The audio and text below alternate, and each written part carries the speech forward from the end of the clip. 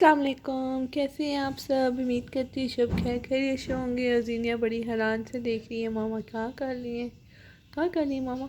ماما نے آپ کو یہاں کھڑا کر دیا ہے تباہیاں کرنے کے لیے۔ زینیا نے تباہیاں مچانی ہے جیسے۔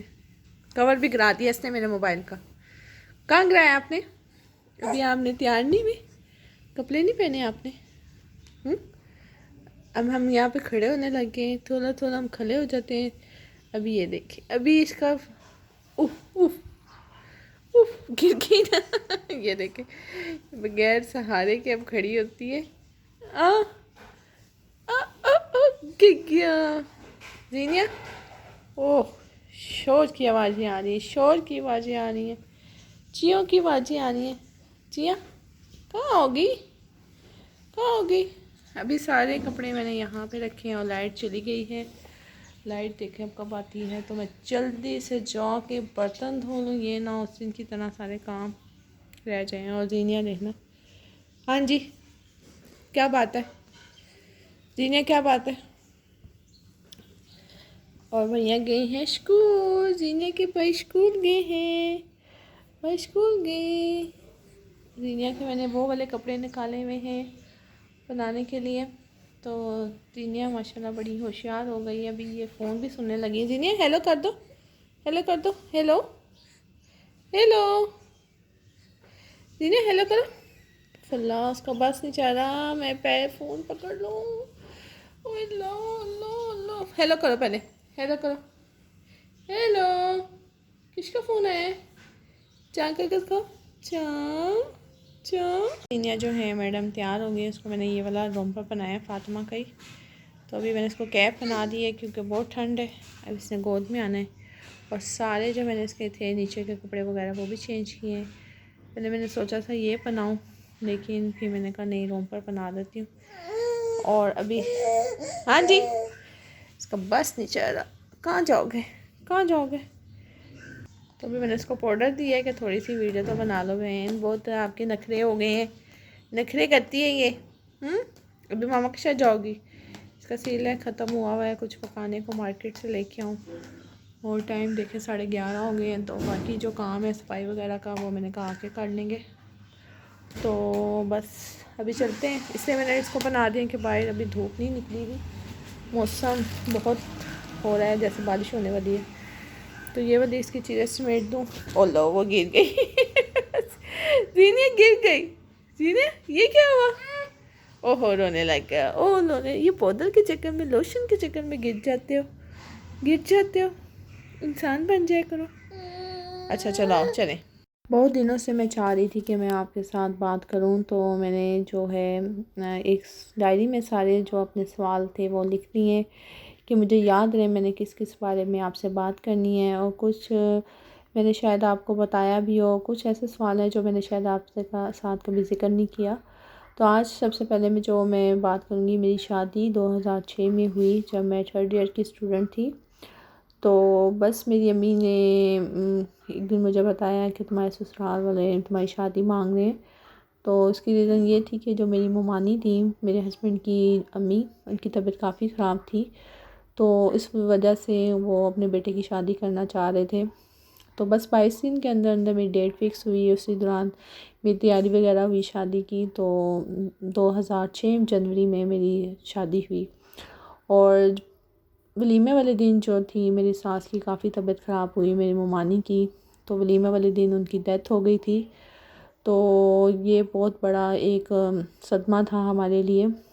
تو آپ سمجھ سکتے ہیں کہ نئی نویلی دلہن جب ہاتھوں میں مہندی لگی ہوتی ہے اور ارمان ہوتے ہیں آنکھوں میں کہ شادی کے بعد زندگی کیسی ہوگی، تو وہ ایک دم وہ سارے خواب سمجھ لیں کہ میں نے بہت کمپرومائز کیا اپنے پہلے دن سے ہی۔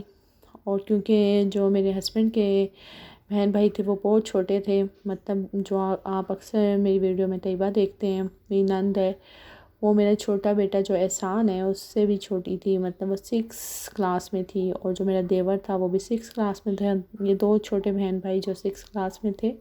اور اکثر جو میری ویڈیو میں آپ کو کوکنگ کرتے ہوئے نظر آتا ہے وہ مبشر، وہ میری 9th کلاس میں تھا۔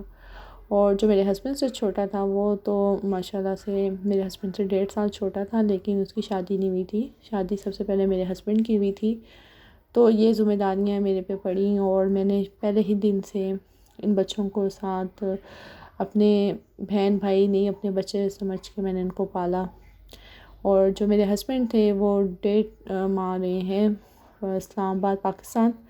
اس کے بعد وہ چلے گئے تھے باہر. تو یہ میرے لیے بہت بڑا تھا کہ ایک میری ساس کی ڈیتھ ہوئی تھی اور میرے ہسبینڈ بھی چلے گئے. تو بڑی میں نے اسٹرگل کی اپنی لائف میں اور بہت کچھ میں نے صبر تحمل سے برداشت بھی کیا. ظاہری بات ہے کہ ایک اتنی بڑی ذمہ داری آپ پہ جب اچانک پڑ جائے تو انسان کو سمجھ نہیں آتا کہ آپ کے ساتھ ہوا کیا ہے. بس میں نے ایک بات تب اپنے ذہن میں بٹھا لی تھی کہ میں نے یہ کرنا ہے. اور اللہ تعالیٰ کا شکر ہے کہ اللہ تعالیٰ نے مجھے جس امتحان میں ڈالا اس میں نے جہاں تک ہو سکا ممکن کوشش بھی کی. اور اللہ کا شکر ہے کہ میں کہہ سکتی ہوں کہ میں نے کبھی ان کی پرورش میں کبھی کوئی کوتاہی نہیں کی. اللہ کا شکر آج سب اپنے اپنے گھروں میں آباد ہیں. تو یہ بات میں نے آپ کے ساتھ شیئر کرنی تھی. اور ایک تھے کہ میرے میاں کیا کرتے ہیں. میرے میاں پہلے باہر ہوتے تھے، میری شادی سے پہلے ہی باہر ہوتے. جب میرے ماموں کی ڈیتھ ہوئی تھی میرے ہسبینڈ کے ابو کی تو تب وہ باہر چلے گئے تھے. تو بہن بھائی ان کے چھوٹے تھے. میرے جو ہسبینڈ ہیں ان سے چھوٹے 3 بھائی ہیں اور ایک ان کی بہن ہے. تو ذمہ داری پڑ گئی تھی جس وجہ سے ان کو باہر جانا پڑا. تو شادی کے 13 سال بعد وہ پرماننٹ پاکستان شفٹ ہوئے ہیں. تو ان کو 3 سال ہو گئے ہیں پاکستان میں آئے ہوئے. تو یہاں پہ وہ سینیٹری کی شاپ ہے ان کی اپنی، اور اپنی نہیں ہے رینٹ کی ہے. ہمارا جو گھر بھی رینٹ کا ہے اور جو ہماری دکان ہے وہ بھی رینٹ کی ہے. تو ہم لوگوں نے گھر تو نہیں بنایا کیونکہ ہمارے پاس ذمہ داریاں اتنی زیادہ تھیں کہ ہم نے کبھی سوچا نہیں تھا کہ ہم کچھ سیو کریں گے اپنے لیے یا اپنے بچوں کے لیے. ہمارے بچے سب سے پہلے ہم نے اپنی فوکس دی اپنے انہی چھوٹے بہن بھائیوں پہ. خیر سے وہ اپنے اب گھر میں کے ہو چکے ہیں. تو پھر میرے ہسبینڈ کی کچھ طبیعت خراب تھی جس کی وجہ سے وہ پاکستان واپس آ گئے. تو اب ہمارا یہ ہے کہ وہ رینٹ کی ہماری شاپ ہے اور گھر بھی ہمارے رینٹ کا ہے. تو اسلام آباد میں ان دونوں چیزوں کو لے کے چلنا بہت مشکل ہے، بہت زیادہ مشکل ہے. تو اللہ کا شکر ہے، اللہ تعالیٰ سے یہی دعا ہے کہ اللہ تعالیٰ میرے میاں کے ہسبینڈ کے کام میں برکت ڈالے. اور انہوں نے ساری زندگی بہت سیکریفائی کیا ہے اپنی فیملی کے لیے. اب ہم اپنے بچوں کے لیے کچھ کرنا چاہتے ہیں، اپنے گھر والوں کے لیے کچھ کرنا چاہتے ہیں.